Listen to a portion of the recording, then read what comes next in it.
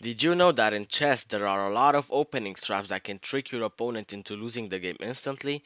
Well, in today's video I'm showing you 3 of them. The first one starts with e4, e5, knight to f3, knight to c6, and now the move d4.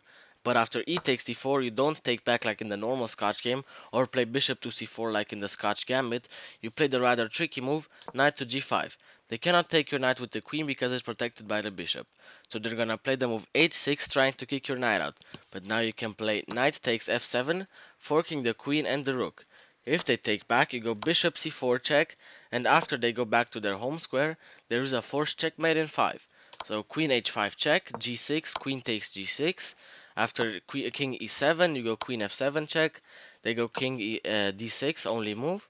And now you go bishop f4 check. And if they block with the knight, you go queen d5. And like this is its checkmate. And if they go for something like this, you can go queen d5, and on b6 there is b5 checkmate, and on b4 there is still b5 checkmate. So I used to play this trap a lot when I was around 1000 level, and it worked for me very good, and I think this trap is very interesting, at least for beginners. So let's go to another trap. The next trap is in the Philidor opening, with the move bishop c4, and after they develop their knight to c6, you develop your own knight to c3. And after they pin your knight to the queen, you can play the move h3. And if they drop back, you can take on e5, sacrificing your queen. After they take your queen, there is a forced checkmate in 2, with bishop takes f7 and knight to d5 checkmate. There is no square for the king to move and he cannot capture the bishop. This is a very beautiful checkmate that is working very many times, and that is actually very beautiful. Let's come to the last trap that is for black in the Ruy Lopez opening. So now you play the Berlin defense, and after the castle, you play knight to g4. And they may be thinking, what are you doing here? And they play h3, and that is the correct move. But now you have the tricky move h5. This is called the fishing pole variation.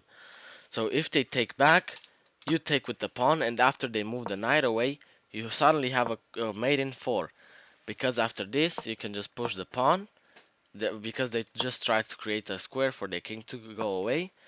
But now you just blocked it, there is no way to capture the pawn, and now no matter what they do, there is checkmate on the next move, either here or here.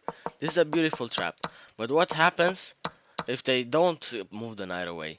Well, if they don't move the knight away, you can see that they are blocking this, so you cannot play anything. So if they play the best move, which is c3, you just take here, and after they take with the queen, because if they cannot take with the pawn, that's also checkmate. So they take with the queen, and from there on you have a slight advantage because the king is open to the rook. And now after something like this, you still have aggressive queen moves like this, and you can bring your queen out, you can bring your bishops out, and try to attack the weak king on the h file. So I hope you liked the video.